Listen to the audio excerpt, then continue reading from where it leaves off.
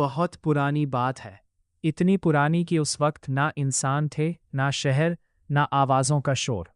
सिर्फ एक जिंदा, सांस लेती हुई धरती थी, गहरी, नीली और हरा रंग लिए। धरती अपनी गोद में अजीब व गरीब जीवों को पाल रही थी, डायनासोर। सूरज धीरे धीरे आसमान में उभरता और उसकी पहली किरणें बड़े बड़े पेड़ों के पत्तों पर चमक उठती।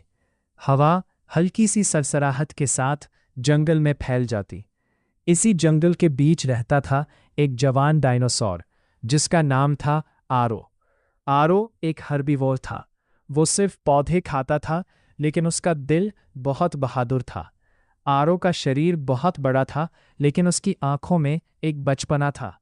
हर सुबह वो अपने दोस्तों के साथ नदी के किनारे जाता, ठंडी हवा का मजा लेता और लंबे लंबे पेड़ों के पत्तों को चबाकर पेट भरता।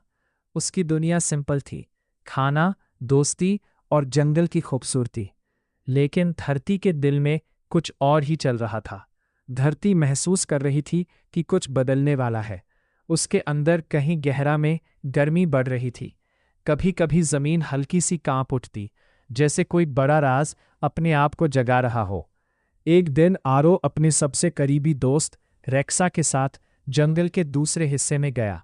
रेक्सा एक कार्निवोर थी, तीखे दांत, तेज आंखें और बिजली जैसी रफ्तार।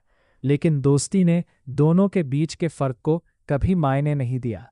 आरो, रेक्सा ने धीरे से कहा, क्या तुमने महसूस किया है? धरती कुछ कहना चाहती है। आरो ने आसपास देखा। हवा में अजीब सी गर्मी थी। पेड़ थोड़े झुक गए थे, जैसे बोझ महसूस कर रहे हो। हाँ, आरो ने जवाब दिया, कुछ तो गलत है, पर क्या? तभी अचानक जमीन जोर से हिलने लगी। पेड़ झड़ने लगे और दूर कहीं पहाड़ों के बीच से आग का बड़ा सा शोला आसमान की तरफ उठा। ये एक वोल्केनिक इरप्शन था, धरती का गुस्सा जो अब रुकने वाला नहीं था। जंगल में अफरा तफरी मच गई। छोटे डायनासोर भागने लगे, बड़े डायनासोर दहाड़ने लगे। आसमान का रंग बदलने लगा, पहले नारंगी, फिर लाल और फिर काला। आरो और रेक्सा एक दूसरे की तरफ देखे। उन्हें समझ आ गया कि ये आम दिन नहीं है, हम सबको बचाना होगा। आरो ने जोर से कहा।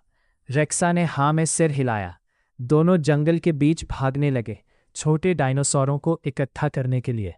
आरो अपनी बड़ी गर्दन से उन्हें गाइड करता और रेक्सा अपनी स्पीड से उन्हें सुरक्षित जगह की तरफ ले जाती।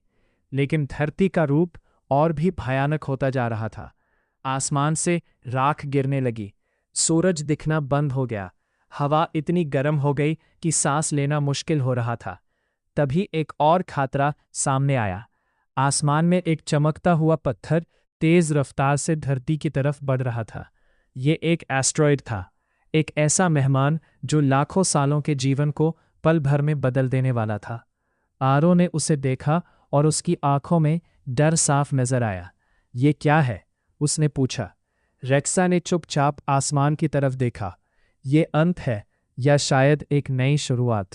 एस्ट्रॉयड धीरे धीरे बड़ा होता गया और फिर बूम, एक भयानक धमाका हुआ।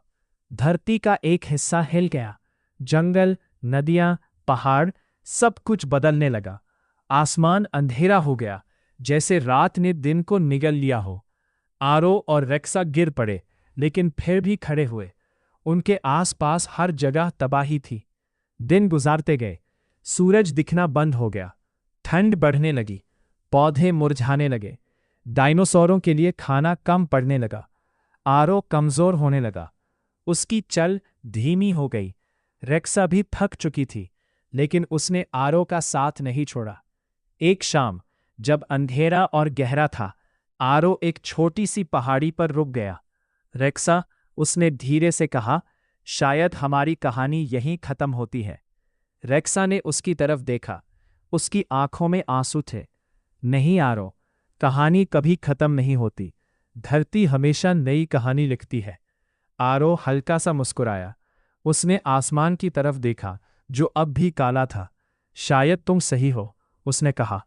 धीरे धीरे डायनासोर एक एक करके खत्म होने लगे। जंगल सुनसान हो गया, धरती शांत हो गई। लेकिन धरती ने अपनी कहानी वहीं नहीं रोकी। हजारों, लाखों सालों बाद जब धूल बैठ गई और हवा साफ हो गई। धरती ने नए जीवों को जन्म दिया, छोटे, चालाक और बदलते हुए। इन्हीं में से एक दिन इंसान पैदा हुआ। इंसान ने धरती को समझा, उसके राज खोजे और डायनासोरों की कहानियों को जोड़ा फॉसिल्स के जरिए। आज भी जब कोई बच्चा म्यूजियम में एक बड़ा सा डायनासोर का स्केलेटन देखता है तो वो हैरान हो जाता है। उसे लगता है जैसे वो किसी पुरानी दुनिया की झलक देख रहा हो। और कहीं ना कहीं धरती मुस्कुराती है, क्योंकि उसे याद है आरो और रेक्सा जैसे दोस्तों की कहानी, उनकी हिम्मत, उनकी दोस्ती और उनका अंत। धरती जानती है कि हर अंत एक नई शुरुआत होता है, और शायद कहीं किसी और जगह, किसी और समय में कोई नया आरो और रेक्सा फिर से जन्म ले चुके हों।